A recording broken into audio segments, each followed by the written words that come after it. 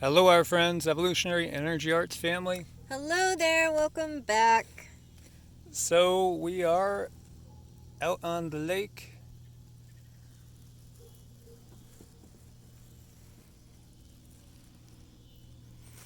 and just enjoying a sunset. And the water is like glass. It's so nice. I mean, there's a little tiny ripple, but nothing big.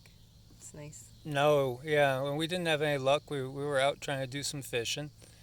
And so, you know, we have work to do. We're lacking in that department. No matter how much we try to talk them into biting the hook, they just won't do it. But it's like, it's not really about that. It's just about being out here. It's just about being at peace and at one with nature. And just a feeling of when you're just out in the middle of the lake and there's nobody else in the whole freaking lake. I know, you feel like you're on some exotic vacation where they just set aside a lake just for you. Yeah, it's like this is our own private lake. There's nobody here. And I'm not even kidding. There was like an orb or something over in those trees. I'm not kidding. So point it over that way. I'll be curious if anybody catches anything. Yeah, I mean, there could be. We used to do the videos all the time, um, out in Nevada, and we would catch stuff constantly, because there's always stuff around us all the time.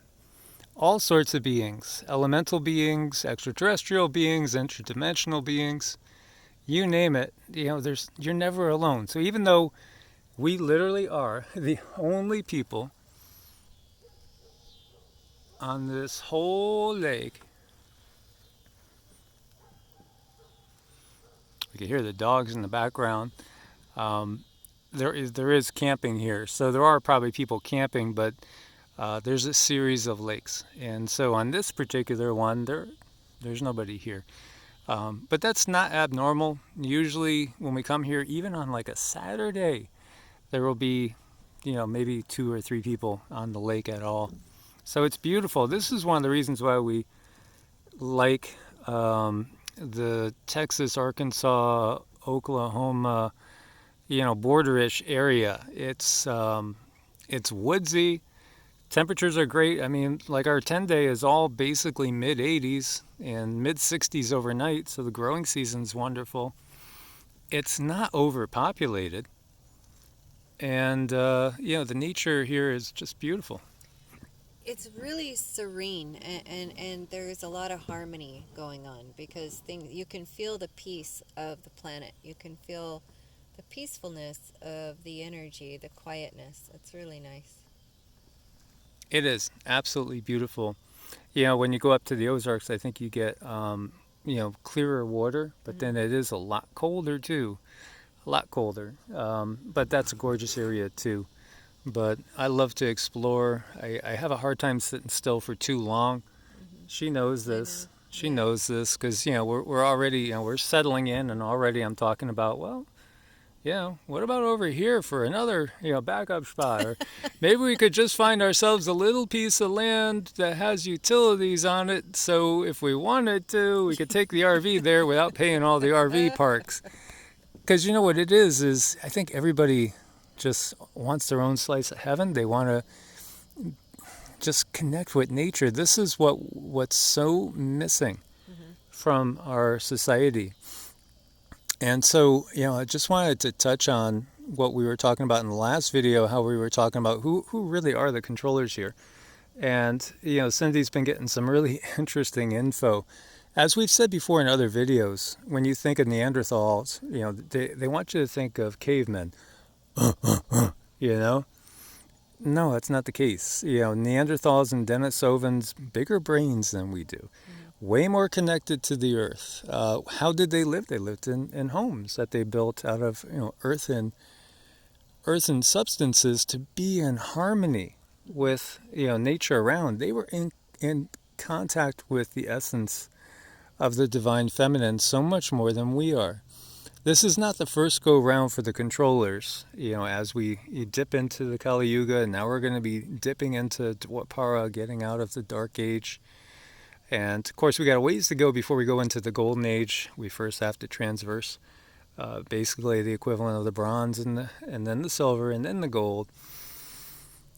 Although here in this time, and this is a bigger cycle amongst cycles, we do have the ability, if we avoid certain things, to get straight up to 5D, where it really is much, much more harmonious and more like a heavenly type of situation, as is so spoken of in all traditions. Absolutely. And the best way I think to not use this system is to just slowly back out of it. I don't even think it's wise to make sudden moves and just buy land and get out, really. I mean, just slowly, because sometimes some of us, we might have health issues, we might have this or that. So planning, planning and baby steps. More planning, more baby steps. Yeah, and touching on that, I mean, we do have very dear friends, some towards the east coast, some north of us, and some to the west of us, that if something happened in our area, we could evacuate. We Yeah, could we we could could hit definitely. the highway, grab the RV, and go and hang with them. So that's a beautiful thing, and it's good for everybody to have that plan. You know how they tell us, well, what happened to the Neanderthals? Well, we killed them. Homo sapiens sapiens killed them. The reality is, what we got was that the controllers got rid of them. The same ones that are controlling our reality right now. How did they do it? They do it through the same thing that they're doing now when you look up in the sky and you see all these lines and those clouds aren't natural. Well, do you want to share what you got as far as what happened to the Neanderthals? Well, their belief system was that the controllers were more good people, or they didn't even know that they were being harmed. So it came through more natural means. They didn't even know they were ingesting things and that would actually kill them. To them, they were looking at these controllers like they were good beings to help. So it wasn't a secret that there was different beings from other planets here to guide humankind. That, but unfortunately, the Neanderthals were very strong, and they controllers did see that they could take over, so they quietly did away with them. Yeah, portraying themselves as benevolent beings, kind of like that, gosh, To Serve Man episode of what was that, Outer Limits, Twilight Zone? Yeah, I know you guys are familiar. Some of you guys are. To serve man, we came here to help you. We came here to serve man Mm-hmm. for dinner. For dinner. For dinner, and somebody had talked about, I forget if it was Gary or one of our regulars that had mentioned about the reptilians and their particular tastes when it comes to barbecue and what's on the menu. And yeah, that's a reality. They do feed off of humanity in more ways than one. And that's just a sad fact as we watch the sun setting down and we still have several hundred yards to uh, kayak to. Um, but I just wanted to share that as we got like a school of fish behind us. I don't know if you could see that, sweetie. Turn around. There's a school of fish coming in next to us. Oh, wow. Interesting. Isn't that cool? Yeah. They're coming right towards Maybe we'll just us. use the net. Oh no, wait a minute. It's a reptilian. Ah, it's It's the nasty. creature from the Black Lagoon. It just stopped. Look at that. It's not a gator, is it? No, I don't think it's a gator.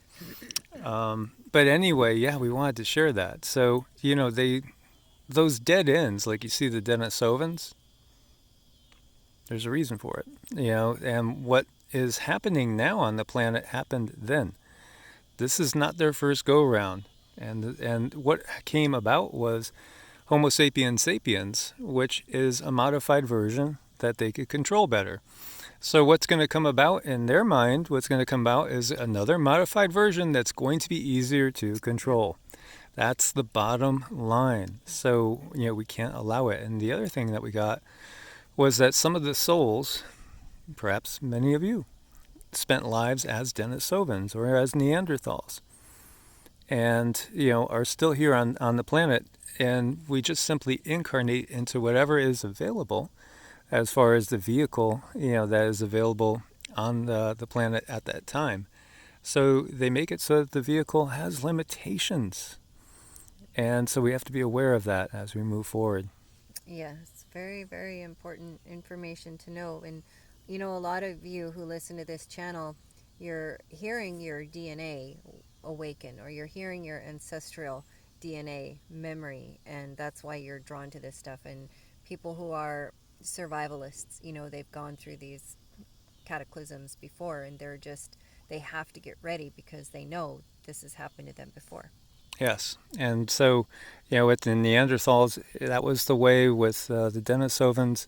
They were even more, a little bit devious, and then now they realize, well, the way to do it is to not be out in the open so nobody knows we're actually here. Use humans to control humans, use humans to be the apparent leadership, but it's not humans, it's not Homo sapiens that's leading the show. So, guys, as always, thanks for your support on Ko-Fi and Patreon. Get out there with Mother Nature as much as you can. God bless and namaste. Namaste.